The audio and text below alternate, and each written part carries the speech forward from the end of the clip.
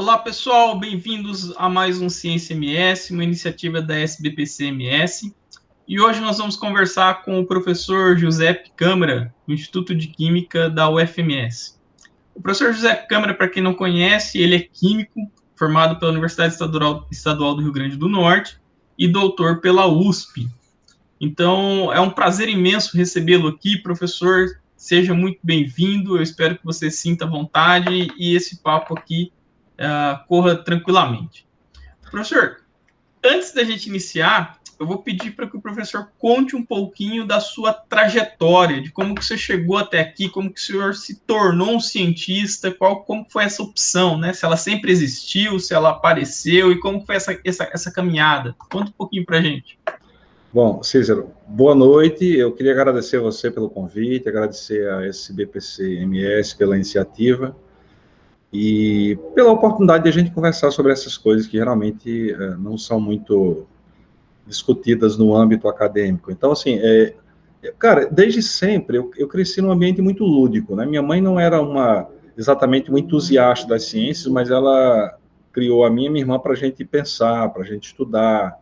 Ela lia histórias desde sempre, então eu já tinha essa questão da descoberta, sem pensar especificamente em ciência, mas a descoberta do novo, meio entranhada em mim, por laços familiares. E aí lá, sei lá, pelos início da década de 80, eu vi uma série com Carl Sagan, chamada Cosmos, né?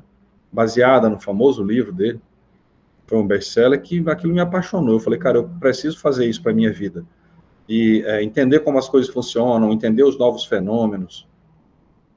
E eu meio, sem querer, eu meio que persegui isso ao longo, mesmo do meu ensino médio, né? Então eu me envolvi com professores que eram muito ligados, que gostavam muito de sei lá, dar aulas experimentais fantásticas, assim, com efeitos interessantes. E aí eu fiquei meio indeciso entre física e química, mas na hora H de fazer o vestibular eu decidi pela química. Eu poderia ter, inclusive depois de aprovado, eu poderia ter escolhido qualquer um dos dois cursos, né? E é interessante que hoje eu sou físico-químico, então eu trabalho bem na interface entre as áreas. E aí fiz a graduação lá em Mossoró, né? Eu sou da primeira turma de licenciatura.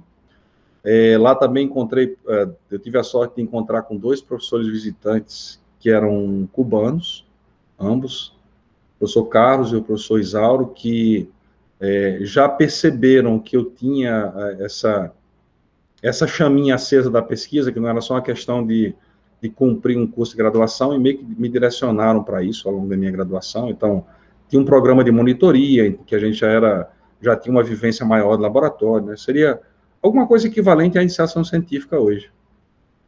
E aí, terminando lá, não existia pós-graduação na área. Então, eu fui para o UFRN, até por uma questão de praticidade, era no mesmo estado, tinha família lá e tal. Fiz o mestrado com um cara inspirador também, que é o professor Elis Catena. E aí, existia o mestrado naquela ocasião, nós não tínhamos essa diversidade de pós-graduações que existem no Brasil hoje. Eu tive que sair para fazer o doutorado em São Carlos, né, Instituto de Química da USP, em São Carlos.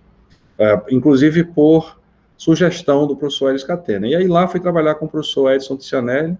Eu trabalhei, ao longo de todo esse período que eu estou contando para você, eu trabalhei sempre com dispositivos eletroquímicos, né, as mais variadas reações, mas a ideia sempre foi converter energia química em energia elétrica, ou vice-versa. E aí, ainda durante o doutorado, eu comecei as conversas com uma professora do mesmo grupo, mas que fazia uma outra coisa, que era a professora Tereza Iwazita, e aí fiquei mais 3 anos fazendo o pós-doutorado, mas aí digamos assim, com sistemas que eram um pouco mais simples do ponto de vista da experimentação, né, voltado mais para eletrocatálise molecular mesmo. Depois, se você quiser, a gente pode discutir um pouco mais do que são essas coisas. E aí, enquanto eu estava fazendo o pós-doc, eu prestei o concurso na UFMS e me tornei professor aqui em 2006 e atuo na UFMS desde então. Então, basicamente foi isso. Mas uma pergunta fundamental, eu sempre me imaginei sendo um cientista. Bacana, maravilha, professor. E vem cá, você já deu uns spoilers aí do que você fez no doutorado, né, no pós-doutorado. E a ciência que você está fazendo hoje, aqui no estado, conta um pouquinho para a gente como que é essa ciência que você se desenvolve, como que ela impacta, né, no Estado, no Brasil, nas pessoas de maneira geral, como que ela está inserida nesse âmbito que mais interessa a sociedade, assim. Bom, a ciência que eu faço hoje, Cícero, ela é muito voltada para essas conversões, né, de espécies químicas em outras espécies, mas eu estou particularmente interessado nas reações que são espontâneas. O que é que significa dizer isso? Uma reação eletroquímica espontânea é aquela em que, se você junta um conjunto de reagentes, você é capaz de retirar energia elétrica desse sistema. Então, seria um sistema que é um gerador de eletricidade. A minha pesquisa está muito voltada para isso, mas particularmente para entender a natureza das reações envolvidas, porque assim, o elétron é muito bom de guardar segredo. Então, quando a gente faz uma reação de conversão eletroquímica, é muito fácil a gente contar o número de elétrons e a gente estimar a carga que passou por aquele sistema, mas a gente não sabe exatamente, por exemplo, a gente sabe qual é a natureza da molécula de partida, mas não sabe a natureza dos produtos. Então, o nosso grupo de pesquisa está muito voltado para esse estudo da determinação da natureza das espécies, né? Aí você pode se perguntar assim, por que fazer isso? Porque, como as reações são complexas, elas são ramificadas, então o entendimento desses mecanismos pode nos levar, eventualmente, ao controle das vias. Então, você pode fechar a porta para aquela reação que não te interessa, e aí pode ser N motivos, pode ser uma substância tóxica que está sendo gerada, pode ser um comprometimento energético que está envolvido, né, uma reação que para no meio do caminho. Então, se você conhece, você consegue controlar mais facilmente as vias que você quer que aconteçam e aquelas que você quer evitar. Maravilha, professor. Mas tem uma questão, eu acho que eu falei muito da pesquisa, e como é que se insere no contexto, né? Outra coisa que você me perguntou também.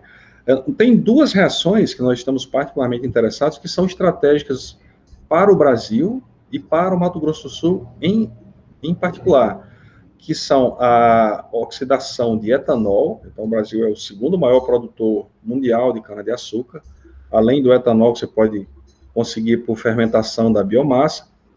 E nós estamos interessados também em converter glicerol em energia elétrica. E o glicerol, a galera não deve saber aí, mas ele é o principal subproduto quando você gera biodiesel. E nós temos digamos assim, um fomento, nós temos uma tendência ao crescimento da produção de biodiesel, que é continuada desde o início dos anos 2000, e no Mato Grosso do Sul nós temos indústria instalada, né, temos fábricas que tratam especificamente da produção de biodiesel. Então, quando a gente produz biodiesel, a gente gera esse subproduto que é o glicerol, que é uma espécie, atualmente ele é basicamente um descarte. Como eu tenho um excedente de mercado, ele não vale quase nada, vale, sei lá, eu não saberia dizer, mais alguns centavos de real o quilo, e a gente pode usar isso para produzir energia elétrica. Certo.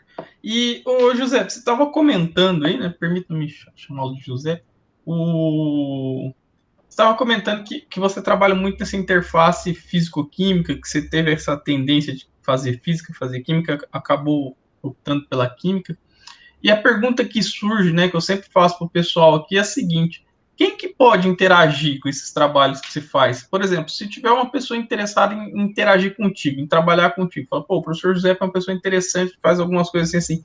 E existe a possibilidade de qualquer pessoa interagir, ou tem que ser necessariamente um físico ou um químico? Como que é? Conta isso um pouquinho para a gente do perfil das pessoas com as quais você trabalha. De forma alguma, Cícero. Eu acho que, assim, pela complexidade dos sistemas envolvidos, para você ter uma ideia, atualmente eu tenho um aluno de mestrado que é engenheiro civil, né, fazendo mestrado comigo nas ciências dos materiais. Então, por exemplo, vamos imaginar, não é o caso, nós não estamos nesse ponto do desenvolvimento tecnológico, mas vamos imaginar que eu preciso de fazer um protótipo com base nessas reações nas quais eu estou interessado. A gente precisaria, provavelmente, de engenheiros elétricos, engenheiros civis. Nós precisamos de cientistas de materiais, porque essas reações, a parte que eu não contei ainda, é que a gente consegue estudá-las e, eventualmente, controlá-las se a gente desenvolve superfícies nas quais essas moléculas se encontram, né? Só uma parte aqui, por exemplo, se eu eu suponho que vou encontrar com você ou com um dos nossos espectadores. Por acaso, essa probabilidade é mínima, que seria o equivalente a, por exemplo, reações em fase gasosa. Mas se nós marcamos um dia, né, um horário, um local, a probabilidade aumenta quase que infinitamente. É exatamente isso que uma superfície provoca em termos das reações, né? Então, assim, nós temos uma infinidade de especialidades, nós temos espectroscopistas, microscopistas, sei lá, eu não saberia nem sequer dizer quantas especialidades são possíveis de interagir com a nossa área, mas basicamente a pessoa tem que estar interessada. Assim, dá para a gente conversar com muita gente. Certo. E uma pergunta, como que é a curva de aprendizagem nessa área? Vamos supor que eu não saiba nada e eu vou ingressar no seu laboratório, vou começar a trabalhar lá. Como que funciona isso? Tem que, sei lá, ter um conhecimento base ou basta uma predisposição para aprender, para estudar e tal, e a coisa vai embora?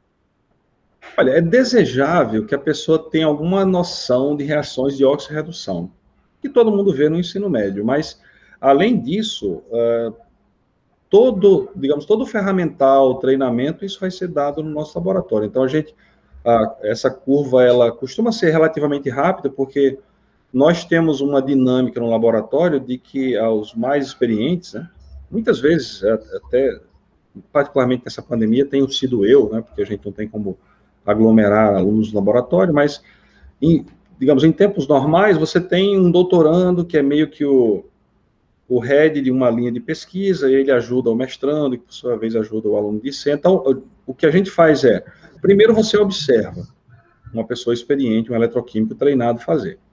Depois, você vai tentar reproduzir aquele experimento com a supervisão daquela pessoa que você observou. E, num terceiro momento, você é deixado sozinho, a gente faz tipo uma prova, né? A gente tem alguns metais que dão respostas muito características e que vão dar um indicativo de se você fez tudo ok ou se você errou em algum processo ao longo dessa cadeia. Mas, assim, é o que você falou, eu acho que basicamente a pessoa tem que ter disposição para aprender. Professor, uma coisa que me chamou a atenção aqui, né, além da ciência que você faz, que é muito interessante, é o fato de que quando você foi contando a sua história para se tornar um cientista, para cada degrau acadêmico que você foi alçando, você foi citando uma personalidade envolvida naquele degrau.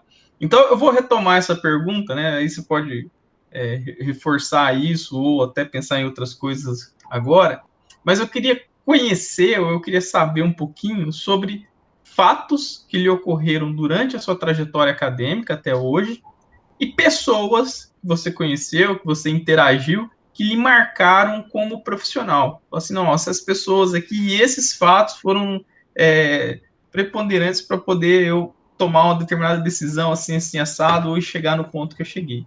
Conta um pouquinho para a gente sobre isso.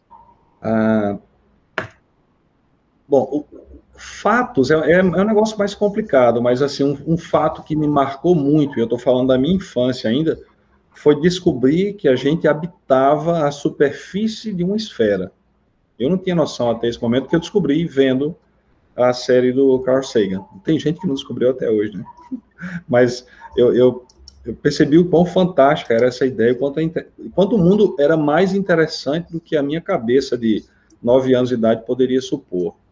Uma outra coisa que me marcou também, que eu acho que me levou para a eletroquímica, Cícero, foi a capacidade que a gente tem de pegar uma superfície e proteger essa superfície, modificar essa superfície, basicamente usando, por exemplo, uma fonte dessas de corrente alternada que você compra numa loja de eletrônico.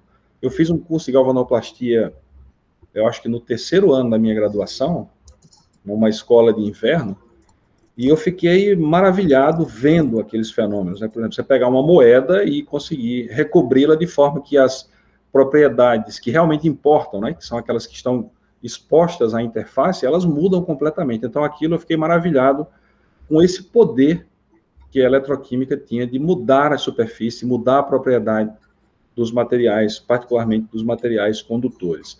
Agora, de pessoas, cara, é complicado falar, porque eventualmente eu já falei de alguns aqui, né, tem algumas pessoas que que marcaram a minha trajetória. Foi muito... Eu acho que todo mundo que chega a um certo ponto da carreira, se olhar em retrospectiva, você vai ver que tem uns anjos no meio do caminho. Então, eu já citei a professora, acho que eu não falei o nome dela, Lúcia Queiroga, durante a minha graduação, o próprio Sagan, a minha mãe, né, que foi uma pessoa que sempre deixou muito claro para a gente que a gente tinha que estudar se quisesse ter algum futuro para mim e para minha irmã.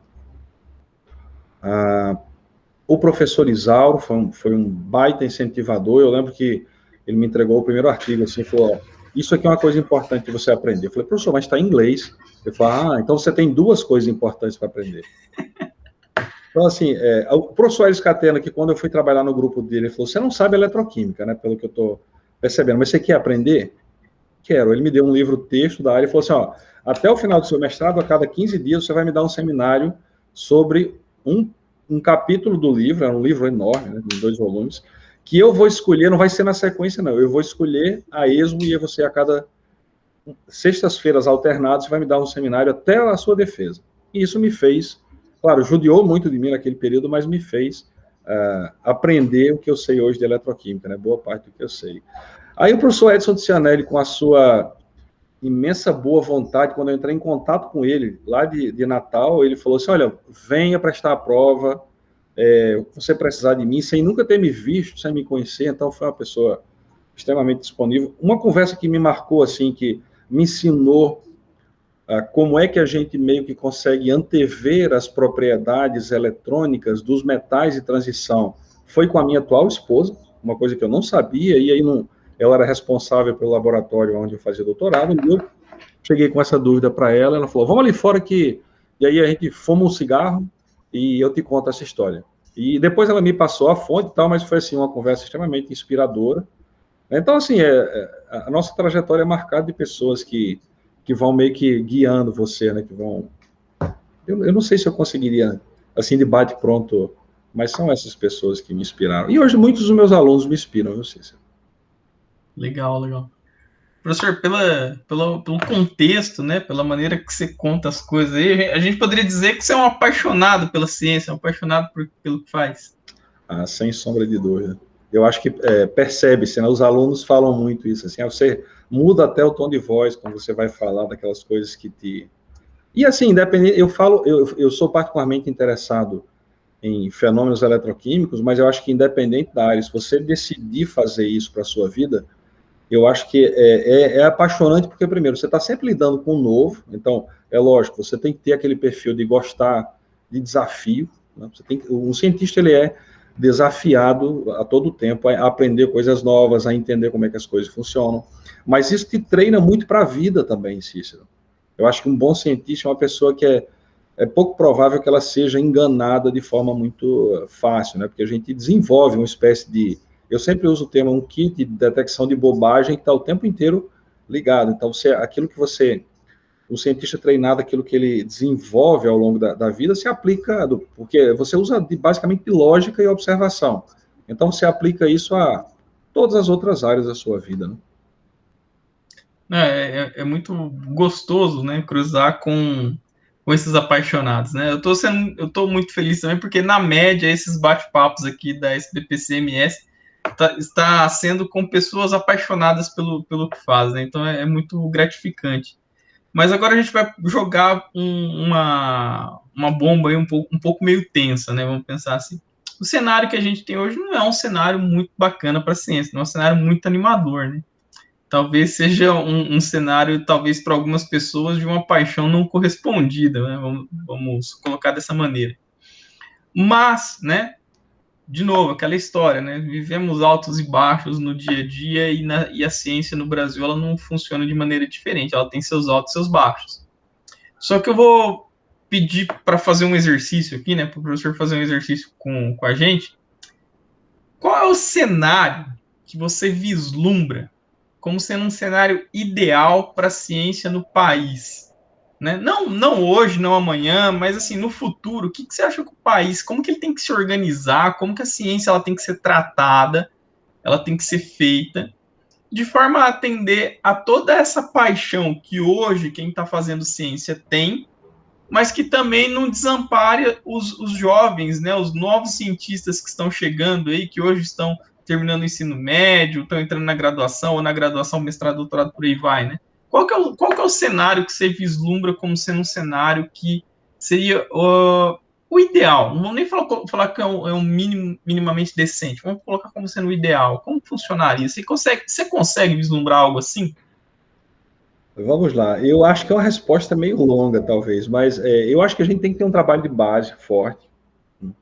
Eu acho que a gente tem que aproveitar a curiosidade que é tão típica da infância. Você vê que, via de regra, as crianças são curiosas, são apaixonadas, elas querem aprender, isso é uma coisa que digamos, nossa, né, é humana. Então, eu acho que, assim como a gente tem olheiros para o futebol, a gente tinha que... É lógico que isso demanda treinamento, não vai ser de hoje para amanhã, mas a gente podia treinar olheiros para ver aquelas crianças que têm a capacidade de serem cientistas, né? Seguramente a gente ia criar uma base muito mais robusta do que nós temos hoje. Isso implicaria, num primeiro momento, eu acho que num ganho de qualidade média, a gente sabe disso. O que é que o Brasil é, o fenômeno que é, ou pelo menos já foi, mas tem gente que fala que continua sendo, né, o maior exportador de craques de futebol do mundo, porque a gente tem uma base muito sólida, né? Do ponto de vista estatístico, tem muita gente envolvida, e aí, claro, fica fácil separar os talentos. A gente não tem nada equivalente na ciência. Então, o primeiro passo seria instrumentar as nossas escolas de ensino fundamental para que as crianças possam lidar com essa curiosidade de forma, sei lá, estimulada, mas também dentro de certos parâmetros, né? Não é para fazer, sei lá, eu vou brincar com fogo em casa. Não, você tem um professor minimamente treinado que vai conduzir experimentos com essas crianças, né, que vai atiçar a curiosidade delas. Eu acho que isso é a primeira coisa. Depois, ter uma maior valorização dos nossos graduandos e pós-graduandos, particularmente aqueles que decidem se enveredar pela carreira acadêmica, né?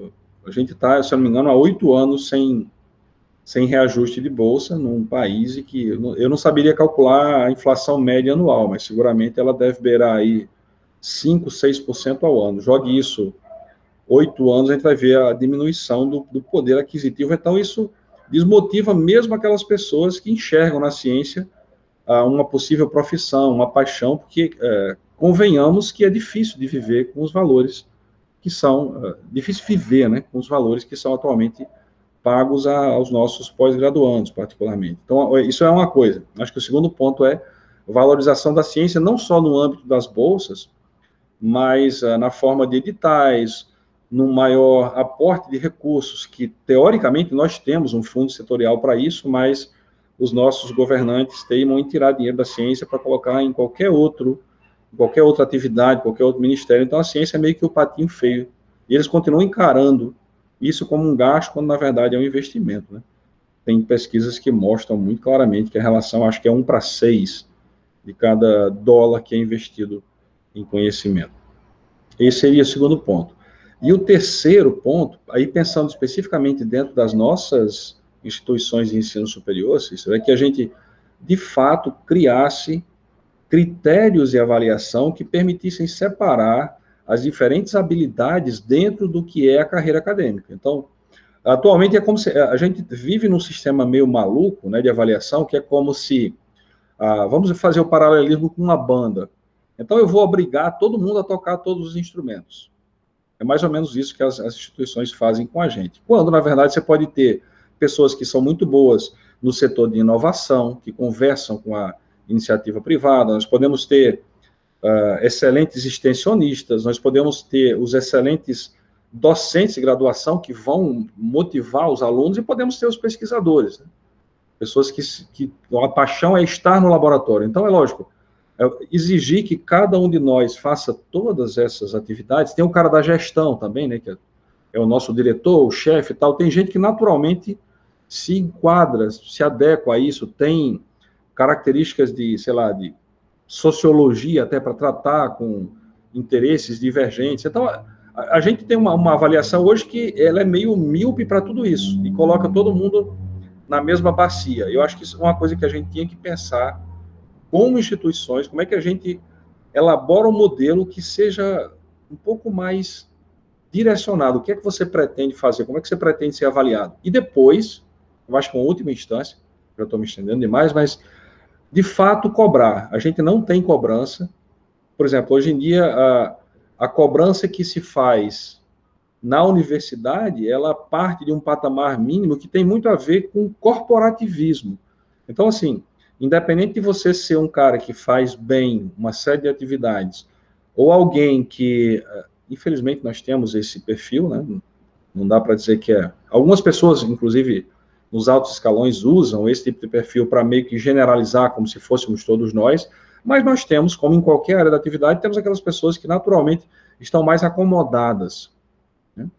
Então, assim, minimamente, esse sujeito, a ele não pode ser dado o mesmo mérito que um cara que se esforça mais. Então, a gente teria que criar mecanismos para separar, seja... Eu acho que a principal forma é na otimização do uso do tempo semanal. Se você está dizendo aqui que você quer ser avaliado como pesquisador, beleza, a gente vai te dar um número menor de carga horária, de disciplina, e você vai ser avaliado pelo que você quer ser avaliado. Se você quer ser professor de graduação, bom, os seus critérios de avaliação são outros e as exigências são outras. Tá? Então, acho que assim, é lógico que eu não sou capaz de pensar em todos os aspectos, né, das mudanças que eu almejo para transformar a ciência brasileira numa coisa ideal. Mas eu acho que tem uma coisa que eu não falei ainda, que é assim, a volta. Como é que a gente conversa com a sociedade? Se a gente cria esses olheiros da ciência e coloca mais crianças em contato com a ciência desde dos primeiros anos da educação básica, isso volta para a sociedade porque essas pessoas vão contar aos pais, sabe? As pessoas vão ter um pouco mais de noção de como é que a ciência funciona. Então, com isso, se eu pudesse idealizar o que eu quero para o meu país daqui a alguns anos, seria a junção dessas ações, assim. Muito bom, professor, perfeito. Eu acho que você colocou perfeitamente aspectos que são bastante relevantes para a gente conseguir avançar, né? Quanto a essa equação, né, de como que a gente equaciona esse tipo de coisa, realmente não vai ser uma equação muito fácil de fazer, não vai ser uma equação trivial e tem que ser feita a muitas mãos, né? Mas o caminho é esse, eu acho que o caminho ele é o diálogo, né? A gente tem que começar a criar provocações para que haja o diálogo e para a coisa começar a andar em algum sentido, né? Então, eu acho que realmente são pontos bastante relevantes para o pessoal pensar, né? Para quem nos assiste aí, que tiver a capacidade de fazer isso, né? Mesmo que trabalhe de formiguinha, né? Começa dentro do pequeno nicho, depois a coisa vá se espalhando. Bom, nós estamos caminhando para o final da nossa conversa, né? E aí depois a gente vislumbrar esse cenário, né? De vislumbrar essas mudanças que são tão importantes e necessárias, eu vou pedir para o professor fazer uma breve fala, uma breve colocação, pensando nesse futuro cientista, né? Pensando na pessoa que hoje está lá falando, pai, eu quero ser cientista, mãe, eu quero ser cientista, né? E tá vislumbrando isso daí. Ou tá entrando na graduação, ou vai entrar para a graduação, ou tá entrando numa pós-graduação já nesse intuito de seguir a carreira de cientista, né? Mais especificamente. O que você diria para ele, professor? Para ele ou ela? É complicado a gente falar disso nesse momento em que vivemos, mas... E é um clichê também, mas a questão é, para aqueles que já estão na graduação, que estão pensando em fazer uma pós-graduação, a ideia é não desistir do seu sonho, porque vai passar. Para quem é mais... que tem um pouco mais de idade como eu, a gente já viveu outros períodos conturbados, né? Já vivemos períodos de falta de recursos nas universidades, então isso entremeados por períodos de bonança, isso vai passar. Tá? Então, é uma questão de focar naquilo que você quer e, apesar das dificuldades que todos nós estamos enfrentando, não desistir, porque isso não é uma coisa perene, isso vai, eventualmente, nós vamos... há de raiar o dia, né? Mais cedo ou mais tarde. Agora, para as pessoas, sei lá, para os...